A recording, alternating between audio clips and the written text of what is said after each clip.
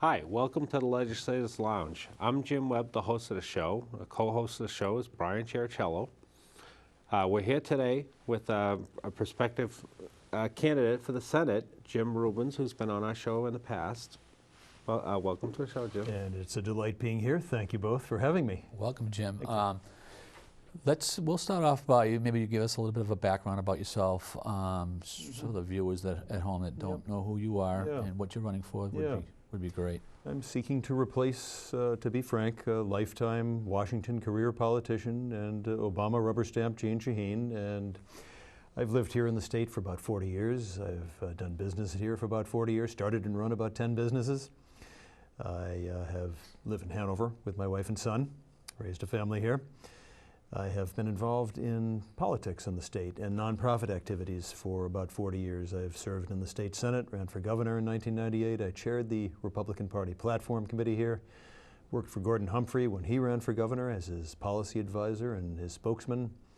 And as you folks know, I worked for many years on gambling. Right. But we won't bring that one up today. I'm sure there's a lot more. We could if you want, but that's certainly it's not a national. It's not that's kind of a state issue, not a national. It's not a national issue, but I've been very, very effective at getting things done. I wrote and passed the state's charter school law, which I'm amazed. I've been traveling around the state now, and I'm actually seeing charter schools running. Some amazing things are happening in the state. I got the Senate Bill 2 SB 2 voting passed when I was in the state Senate. I initiated the process by which we got electricity competition so that people can choose which electric provider they want to buy from. I wrote the state's victim restitution law. I'm very effective as a legislator, and now I'm very concerned about the state of our country. Right. Very concerned. So I'm running for U.S. Senate in the Republican primary, and again, the objective is replace Jeanne Shaheen and turn the country around. Right. Did you say you were born here? I was born down in those southern states, came up here in 19... Okay. Well, that's all right. One of those unnamed southern states, but I came up here in 1968. How south? 2 states south of here. Oh, okay. I'm personally from Massachusetts myself. I was born down in Boston and lived in Revere as a kid and grew up. So, and then when you come up here and you meet people, just about everybody has been. Unless you get, the further north you go, the less likely it is. I mean, Brian's... I was born in Massachusetts as well. Born in Massachusetts as well. So, I heard that as an issue, right? That on some of the stuff in the campaign, they're saying, well, they come here from Massachusetts and they do this. Well, when you look at the population, and you look at the people, most of us are from Massachusetts anyway. So, there's a reason why we left Massachusetts. You got to remember that. Yeah, right. Let's start off with the big one, which is Obamacare. And yesterday, Jim and I were in session at the State House. Yeah. And there was a bill over there to force, under the state health exchange, Anthem, to have a hospital in each county. Now, at first, it was a Democrat that was speaking on that bill. And at first, I said to myself, well, you chose to support Obamacare, you get what you get. Right. But then the other half of me said, that's really not fair because there are some really people up north that are really being affected by not having a hospital close by. So if elected, Jim, how do we fix that issue?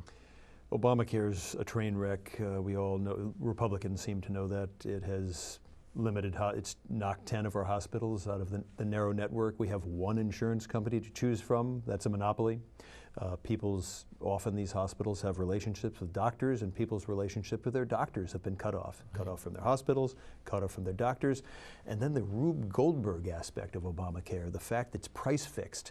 Young people have to pay about twice what they really should for insurance, so they're not buying the insurance. So therefore, it's going to force the taxpayers to subsidize Obamacare. It's driving up the cost of health care even more. It's going to hit the taxpayers in the pockets.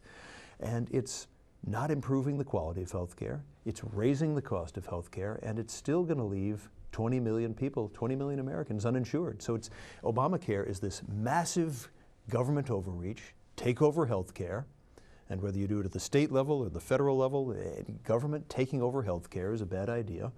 We need to move toward more choice. I'm proposing repealing Obamacare and replacing it so we can actually fix the problems. We need more choice for consumers, more different types of insurance. Let's sell insurance across state lines.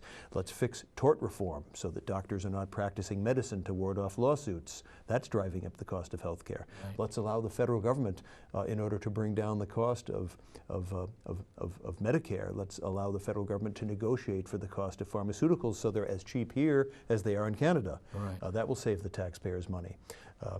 There are many, many other things we can do to bring down the cost, but more innovation, more choice for consumers, get the federal government, dial back federal control so that people can choose their own lives as they wish. Right. Well, you know, I want to touch a little on that too, on the end of the money, because basically the Supreme Court had ruled that Obamacare is a tax, right? And it's a tax on all Americans. So some people who have plans already that are in this will actually, instead of getting money back when Obamacare kicks in, they're going to owe the federal government tax money. So how are they going to collect that if people aren't paying? So what I think is going to happen, and maybe you could better understand what's going to happen, but I think we have FICA, we have Medicaid on our pay stubs. I think you're going to see another column there for it's going to say Obamacare. That's a reasonable prediction. Deduct from your paycheck every week. Yeah, we know the numbers in it don't work. We know that the federal government highly likely is going to have to kick in more subsidies to make it work because, again, young people are not buying it as projected.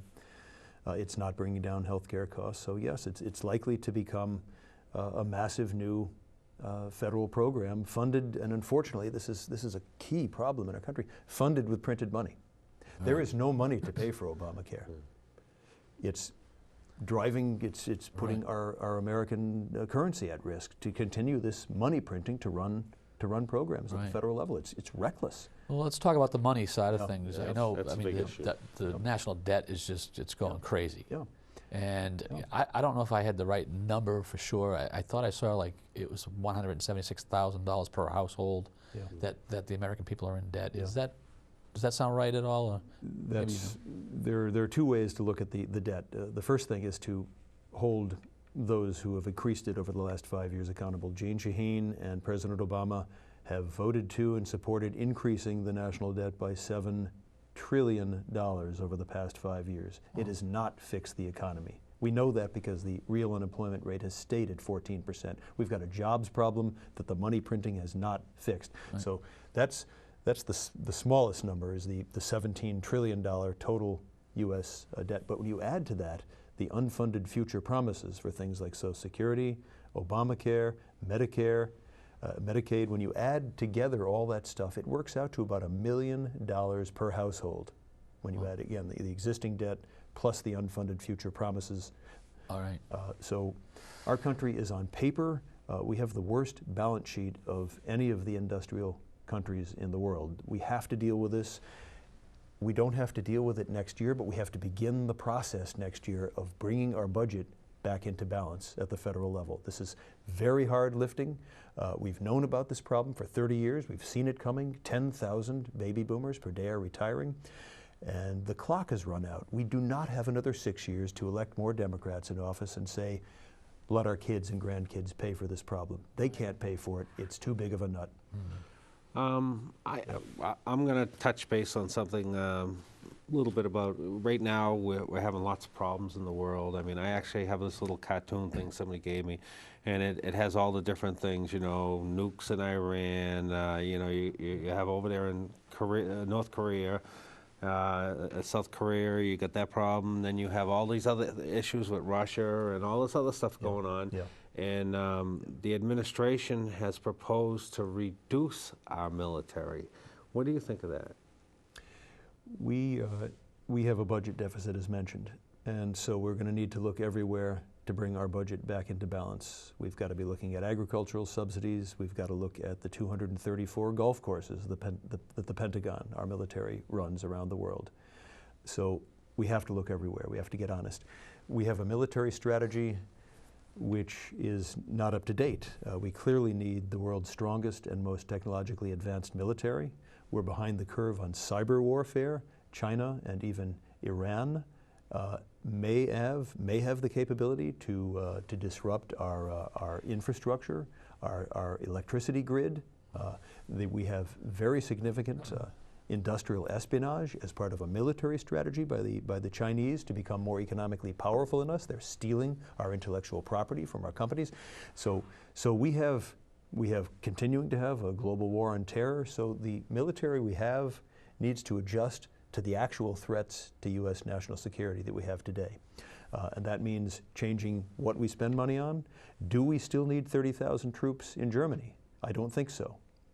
Do we still need a land-based nuclear deterrent when we have a very effective submarine-based nuclear deterrent and an air-based deterrent? Do we still need the land-based deterrent? We need to be talking about these questions in order to modernize our military to face the threats that we have right now in the country. Right. And there may be a way to do this in the context of us needing to live within our means so that what we spend is what we take in taxes. Right. So we've got to look everywhere, and we've got to modernize the military. So Jim, let me ask you this. If you're elected to the Senate, which committee do you think would be the best fit for Jim Rubens? I'm concerned with many things, but science and technology and the budget and the appropriations process are extremely important issues to me. We are an advanced economy, and we want to stay that way.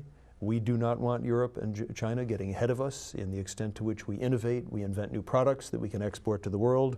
So we need policies. Now that doesn't mean we need policies where the government picks winners and losers. We have the Obama approach on that. They're going to pick 5 places around the country to have manufacturing hubs. We need the entire United States of America being a manufacturing hub. We need to reduce the complexity of our tax code. Our corporate tax rates are higher than Europe now. They're insanely complicated, so much so that companies have to spend more time working on taxes than making great products. Our regulatory process, our regulations in America are now, we were 3rd economically most free country in the world in the year 2000. By the year 2010, we had become the 18th most economically free country in the world because of our regulatory burden. An example of this would be of course, Obamacare, trying to take over health care by one size fits all. But Dodd-Frank is another example. Dodd-Frank passed to fix the meltdown caused by the 10 big Wall Street banks. Well, those 10 big Wall Street banks are now 5 Wall Street banks, too big to fail, bigger than they were before. This bill, Dodd-Frank, written by the Wall Street banks, did not fix the problem. The taxpayers are still on the hook if they fail, and they will, again, because they're too big to fail. And they are producing 30,000 pages of regulations that are stifling activity in our community banks here in our state, which did not cause this meltdown. Right. Our community banks can't loan money as they did before. They did not create the problem. They were responsible lenders. Dodd-Frank is inhibiting. So this is the approach again. Washington, massive. Dodd-Frank, 2,000 pages. I don't think anyone who voted for it read it in its entirety. Right. And they delegated the process of implementing it to the regulators, not to Congress, and it's stifling the economy of the United States of America.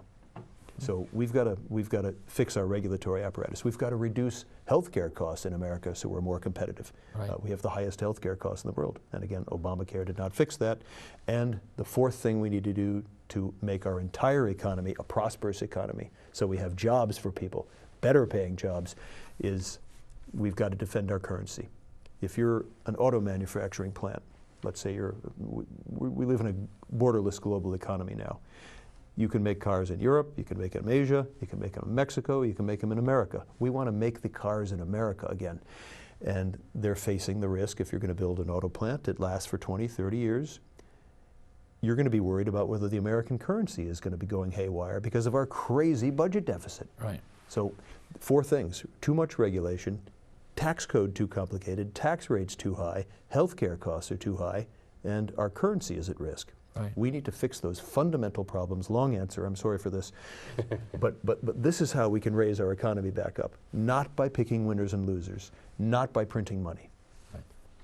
The jobs issue is a giant Absolutely. thing. I mean, and it goes right down the line where if you don't get a tax return, you're not going to buy a new TV. You don't buy a new TV, the guy that sold it to you don't get the money. the person that works in the store that doesn't have a job anymore. Yeah. It's a trickle-down effect, reverse trickle-down effect, Yeah.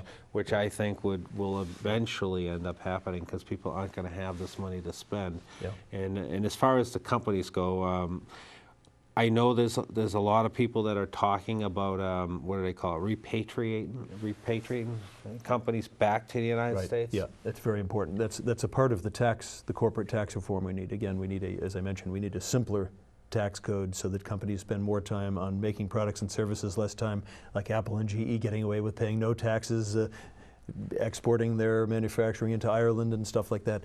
We need taxes that are competitive with Europe. Our taxes are higher than Europe now. And because we have this high tax rate, and because we tax profits that companies make all over the world, we have about $2.1 trillion of American company profits trapped offshore. We can have private sector stimulus. I predict that a big part of that $2.1 trillion would come back to America to make jobs, build factories, pay dividends, stimulate our economy. Private sector money, if we reform the tax code permanently so that companies did not face this barrier of this 35% tax rate if they brought the money home. Right. So that is the repatriation, and that should be part of the tax code reform. Private sector stimulus. Make it in America.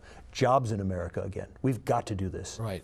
Speaking about some of the Americans that are actually doing business overseas, I was reading an article where they're turning in their citizenship. Yeah, Because of the tax code and tax structure itself. Yeah. There was an article where a woman said, I just can't afford, I have a business in Switzerland. Right. And she does her business there, but she's being taxed back home. She's got to send money back to the United States because of the tax code system. She said it came to a choice that she had to turn in her citizenship, and she said when I walked outside of the embassy, she physically got sick because she didn't want to do that.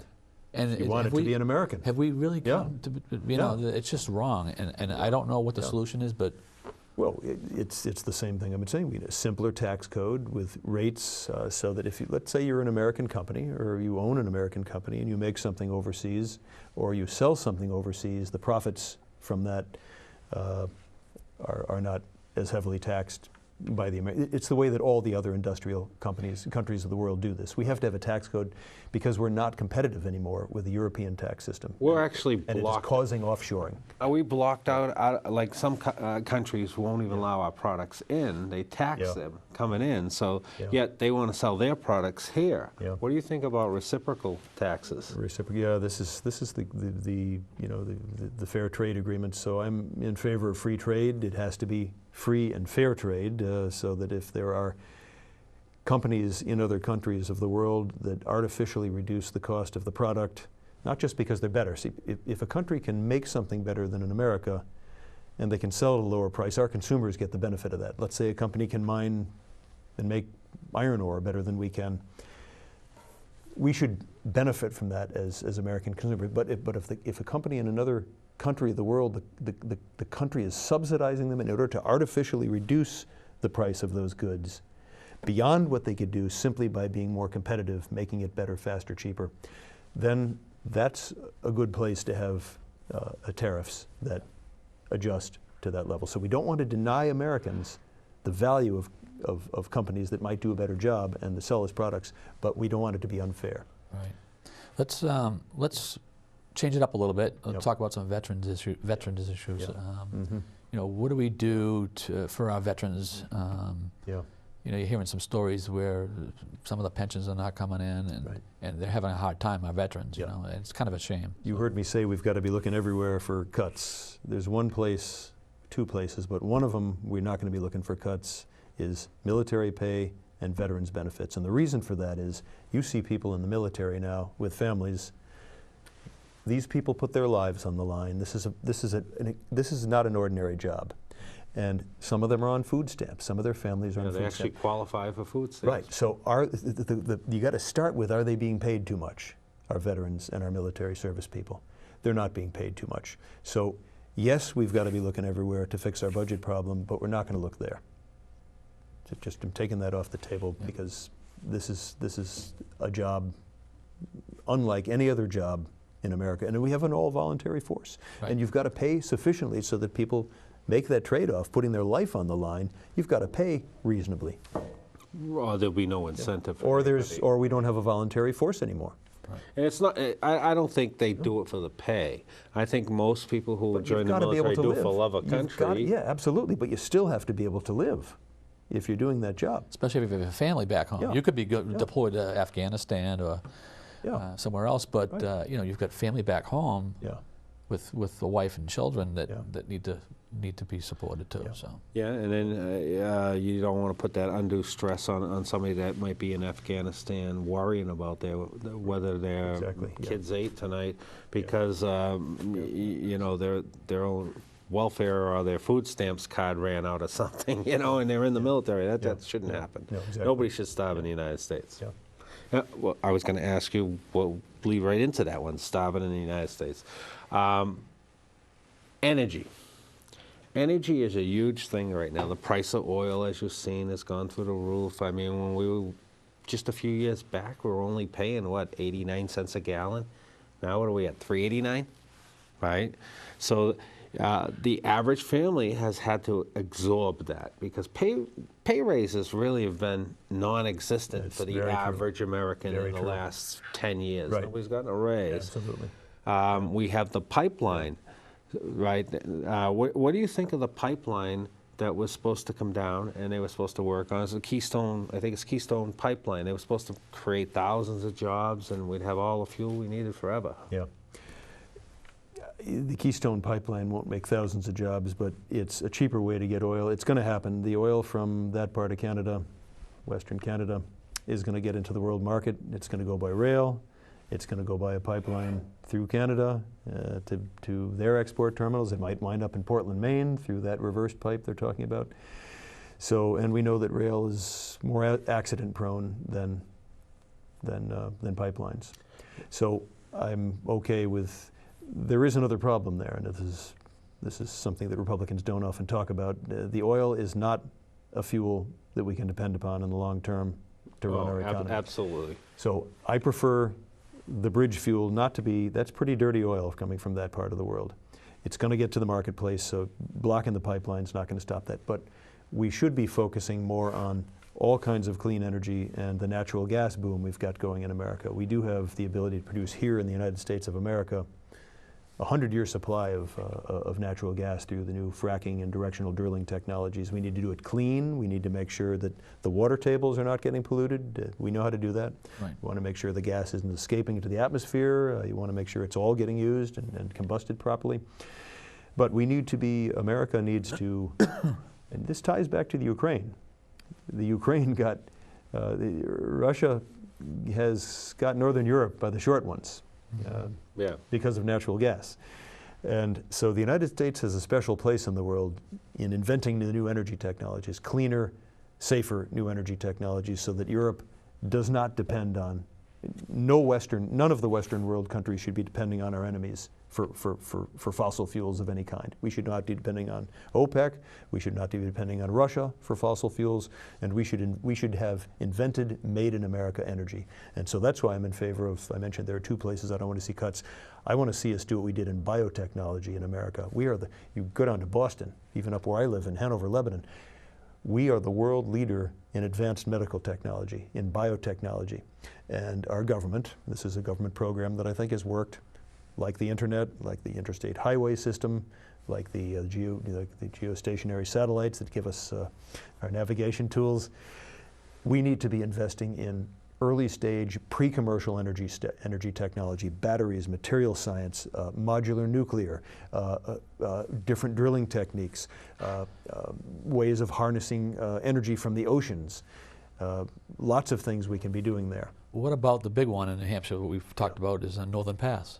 We're using the possibility of hydro from Quebec coming in. Hydro is an energy technology we're going to need in the bridge. There are concerns about the dams up there, but I think people in New Hampshire would accept that energy going to southern New England through our state if it were buried. Yeah.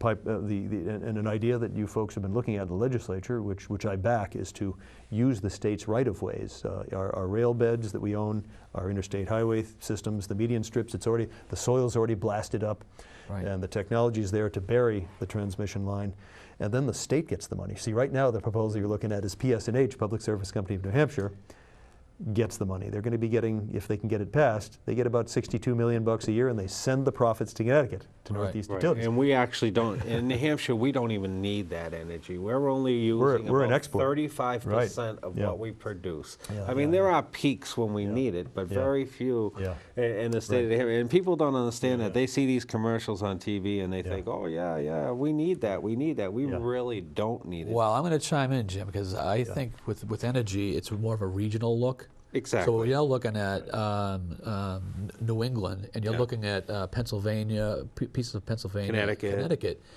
because they're buying pools of energy. Yeah, we do export. We put into the pool at this point in time. Yeah. Well, we put into it, and then we buy it back. That's the worst part, at a higher price. Right. Well, but the problem is that we would mention natural gas, and it's being.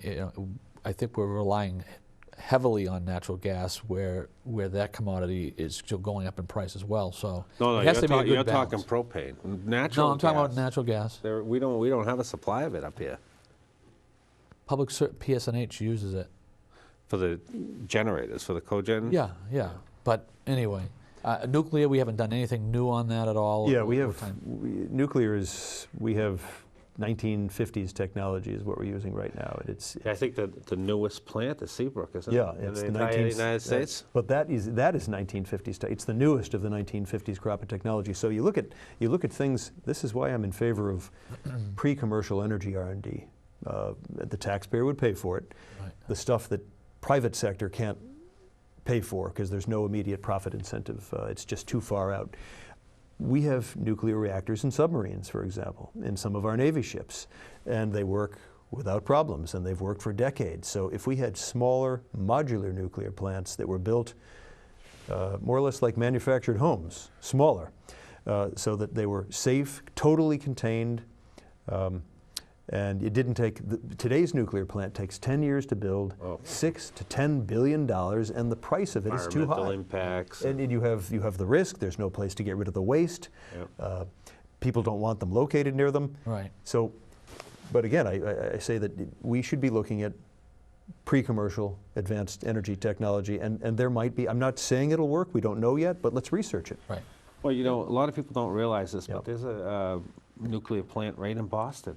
MIT has had one for years. Yeah. They produce their own power down there. Yeah. So they just go to the nuclear subs that can, now that is older technology, but it does work. Right. It's safe.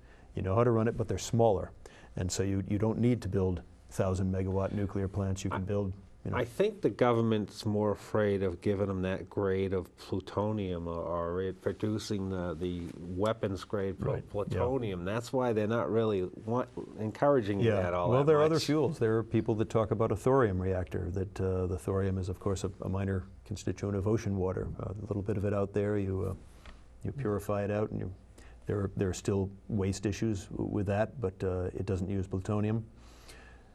There are security risks. There are national security risks in nuclear technology. We have to take that into account. That's why I think we ought to be researching all kinds of energy. The United States should be the world leader in advanced energy technology, and that's why I started, like we are in biotechnology. Right. We make those products here in the U.S. We export it all over the world. We have great jobs here because of that. Let's do the same thing with clean, modern, advanced energy technology. Then Europe is not depending on Russia for natural gas. We're not. We still are exporting a lot of, oil or petroleum from countries that don't like us very much, and we're dependent on them, and that's a problem. I was just reading today where Russia is actually making a play to China to export some of the oil. We were talking about putting some sanctions on Russia to make them hurt. Right. It's just almost like a chess match at this point in time. Where they're going at China now for that. At this point, with a global economy, I can't envision that we would be able to put any kind of power play on anybody, because of the way, unless you're a real small country. The thing is that we depend on Russia. Russia depends on us for certain things. It's kind of like the big guys playing the war, Yeah. Got to keep the little guys in control. And if you're in the Senate, you're going to have, that's going to be a major issue. This is a divide inside the Republican Party. Foreign policy. It's the question of whether the United States should be the global policeman or whether we need to act and declare war when national security, only when national security is, I tend to be on that side, only when national security is at stake. The problem in Ukraine, I'll just drift into that subject if it's all right. Yes. You know, this is a subject right now. I was just over at a gun shop just before I got here, and this is a fellow, 70 years old. He's a vet, and before I said a word, you know, I introduced myself, Jim Rubens for United States Senate, and he starts talking about how the United States has had too many wars. This is a Marine, a vet. And a lot of people, I'm seeing a lot of veterans and military people agreeing that we have our experience in Vietnam, in Afghanistan, in Iraq, the part of it where we tried to make Iraq into a democracy. We have tens of thousands of injured people. We have thousands of Americans coming home in boxes and without legs and with their brains damaged. What did we get out of it as America? Did our national security get improved? And so we have to think about that. In Ukraine, what exactly are we going to do over there? We've got Russia, you know, with Germany dependent on them, and then you've got two bad guys. This is why I object to Jean Shaheen's vote for the Syria bombing war last year. She voted for another Middle Eastern war. And it's just another quagmire where there are no good guys. In Ukraine, you've got a criminal group of people that were deposed, and then you've got this new government in Kiev that is run basically by neo-Nazis. There are no good guys. Right. So whose side are we going to take? Right now, the United States is taking the sides of the neo-Nazis. Right. Well, you know, we pride our democracy in this country, and even there was another country there that voted in some radical group as their leaders, which I think have been overthrown since. I don't remember which one it is, but it's one of them over there. But we value democracy, so we kind of want to encourage. If they voted for it, they want it. It's not really none of our business. Well, but is that a legitimate election? I don't think. Well, first of all, Russia broke the treaty, so Russia is not off scot-free. There was a treaty the United States, Russia, and Ukraine and Great Britain signed, and Ukraine gave up its nukes, its nuclear weapons, and they were guaranteed territorial integrity. And Russia broke that treaty, so Russia is not the good guy either. No. And when this is the first time since World War II that any country over there has actually tried to change, and apparently is succeeding at changing the borders, and they brought them under. So the question is what should the United States do about this? Because this is not. Well, I think, and Putin's watching what we did in Syria. You know, here's the red line. You know, you can't do this, or and nothing's happened. If we draw a red line, we've got to be able. And President Obama drew a red line in Syria that he couldn't back up. Right. Yeah. So I'm seeing saber rattling going on from the United States of America about what exactly we're going to do. What exactly powers do we have? Yeah, are we going to invade? Can we do? Are we going to invade over there? No, we're not going to take on another war right now. Well, and I think that they understand that, and especially in this administration, it's empty threats, which is a little bit scary on its own. It's empty threats. That's the problem. Yeah. And so there's part of the primary here in this Republican that's happening around the country, and inside the Republican Party, there's a debate between, you know, these two poles of thought. Now, because I'm on this side, you've heard me talk about this, of more restraint. I'm in favor of defending a national security with the strongest military in the world, with the most technologically advanced military in the world, a modernized military, as we talked about. But the first question that has to be asked is national security at stake? And what are we going to do if we go to war? How do we win, and how do we get out again? I'm tired of wars. When I was a teenager, Vietnam was happening. A war we had no plan and no way to win. Right. And it didn't help America. Right. This has got to be about America. There's too many wars that we've been in that we haven't won. We've withdrawn. That's all we've done is withdrawn. We go in there, we do what we do, and then we withdraw, and then it goes right back to what it was. So. Fortunately, we've got other tools. There are other tools. For example, diplomacy. It was working because I clearly don't want Iran to have a nuclear bomb. That would be severely destabilizing in that part of the world. We had coordinated, the whole Western world, including Russia, was putting the chokehold on the country. We were telling them, without war, we were telling them in no uncertain terms, you will not have a nuke. and it was working. President Obama took the noose off. They're continuing to do research on the nuke. They're continuing to build the technology. They're continuing to build the delivery systems. Yeah. So that was working. Yeah. I just watched a report on TV that Iran is very close to having a nuclear bomb, probably within months. What do you think I'm of not Israel? privy to the security of the secure information, but we did have the noose around their neck, and it was working. Right. And then this is also alarming Israel at the same time. And what are your thoughts, since Israel seems to be the guy in the middle over there, right? And they're kind of like, they'll do what we won't. So what do you think of Israel? They're in the hornet's nest. I mean, we're over here. We got a couple of oceans between us, so we are. In Israel, if Israel is threatened, Israel will react. They should have the right to defend their borders and their territory, and they have hostile nations around them. But again, I'd caution the United States: use the tools we have available. Diplomacy, coordinated joint diplomacy, economic sanctions, engaging the regional powers. We're looking at Iran problem right now. So Israel is very concerned about that. Saudi Arabia, you know, they're concerned. They don't want them to have a bomb. No. So there are regional powers over there that have military might. We have armed Saudi Arabia to the teeth. You know, with our equipment, and they have the power. In the Syria war, the Saudi Arabians said to us, "We'll pay you to go fight our war for us." I'm saying, let's engage the powers that are over there that have they have an interest in peace. Right. It's their backyard. It's their backyard. Let's engage them. Right. You know, we're not the first line in certain parts of the world. But the Middle East is a power keg right now. We've heard reports of Israel having skirmishes on the Syrian border. Right. So I'm getting a little bit nervous about the fact that you get Iran over here with nuclear power, you know, nuclear bomb. We can't let that happen. It's getting scary. So we need some. Yeah. We have. Go ahead. Let's change it up a little bit. Okay. What do you think? I just was reading yesterday. I believe President Obama endorsed Jean Shaheen. Is that surprising?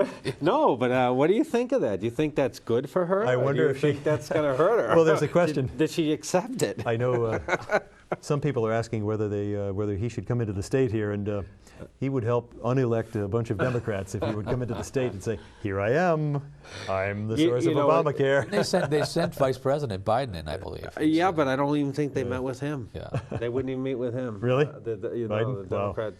From what I understand, from what I was reading, I won't be quote 100% on that. But. This is, you know, I'm smiling because Obama's very unpopular. He's down there with Jimmy Carter now. So. You know, but that's so surprising because the election was just last year. Yeah. And he won. Yeah, that's true. Well, the chickens are coming home to roost. We're now seeing Obamacare rolling out. The economy's not getting better. The debt is getting higher. The world is not getting safer. He's just flubbing thing after thing after thing. And you know, the core issues people care about. Government is controlling our lives too much. They're spying on our emails. They're telling us what doctor we can use. The economy's not getting better. And this is at the hands of Jean Shaheen and President Obama. Their fingerprints are on it. Jean Shaheen voted with President Obama 99% of the time. So whether he comes here or not, they are joined from head down to the toe. She's a rubber stamp. She's a career politician from Washington. We don't want that in New Hampshire.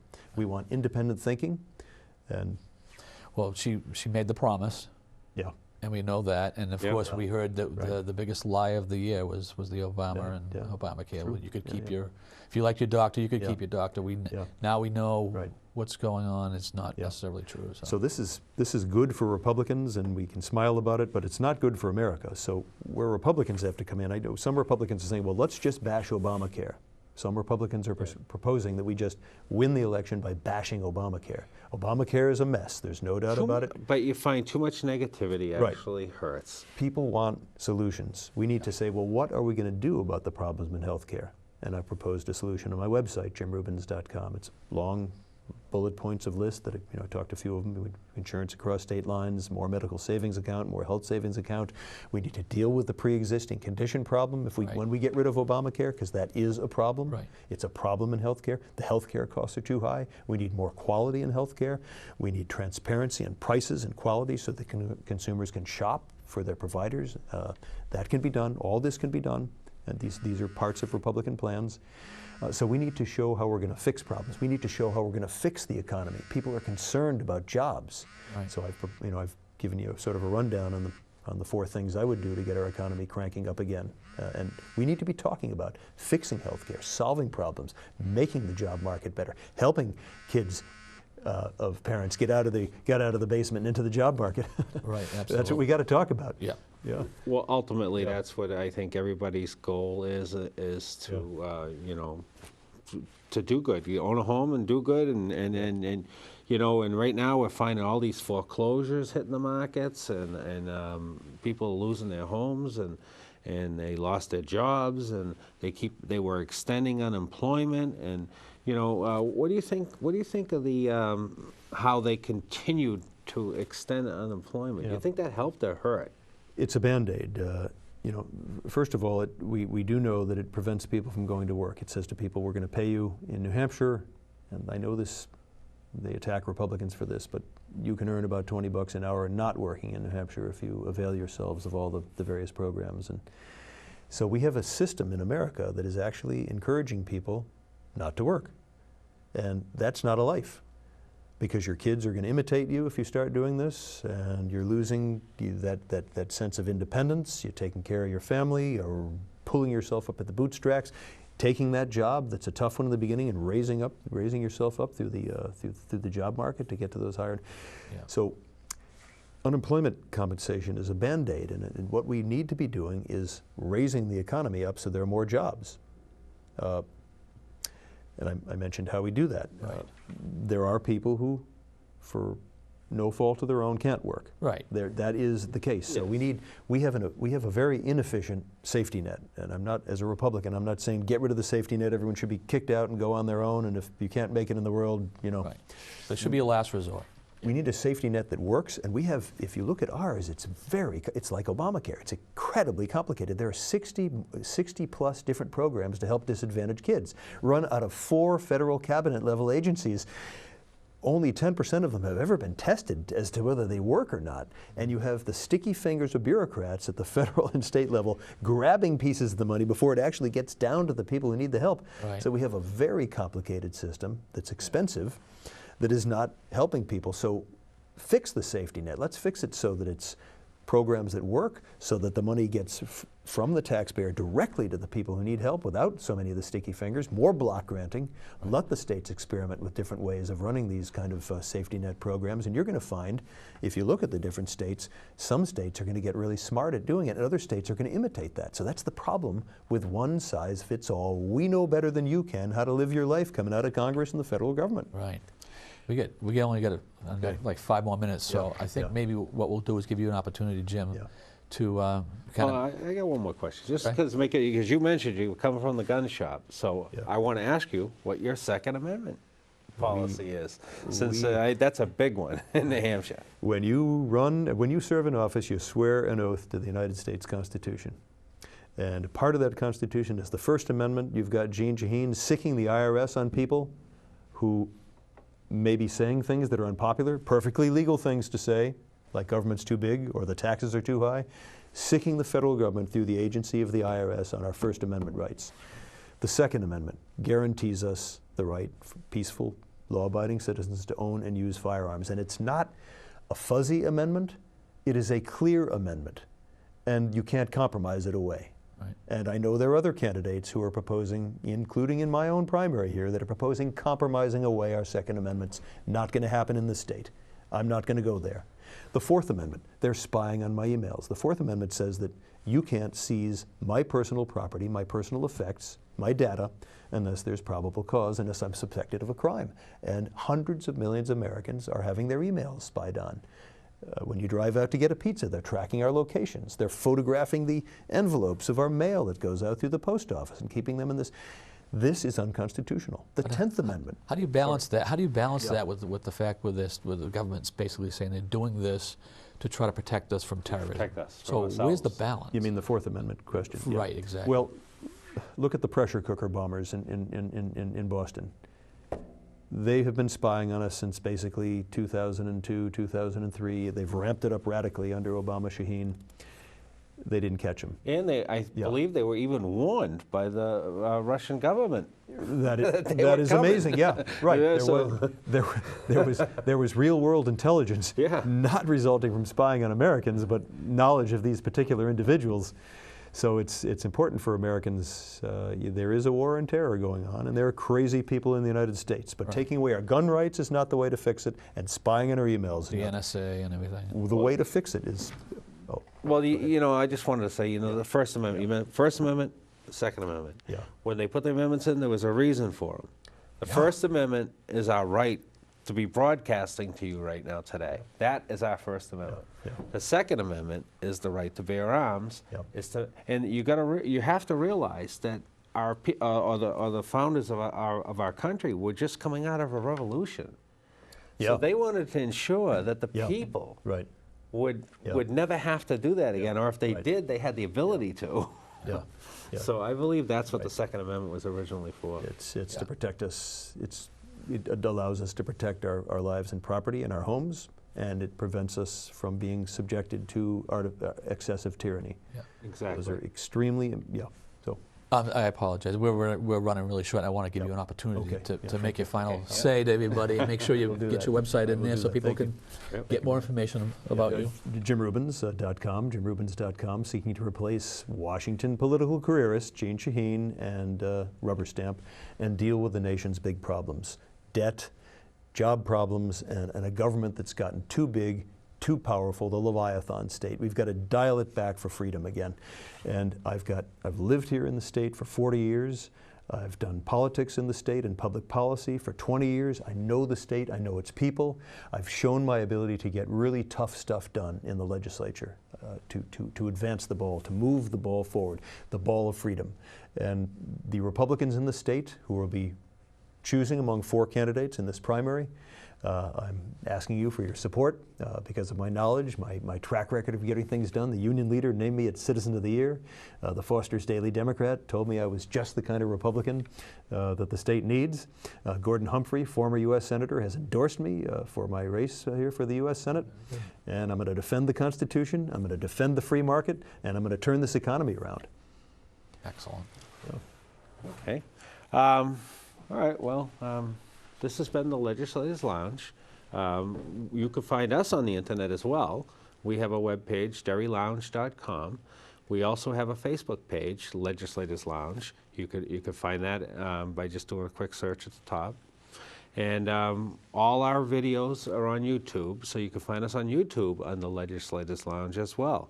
So if you'd like to watch this show or any other show that we've produced, this would be our 16th show. Yes. Yeah. So there'll be 16 shows up there as of this broadcast. So once again, I'm Jim Webb, co-host Brian Chiricello, and the Legislators Lounge. Thank you for watching.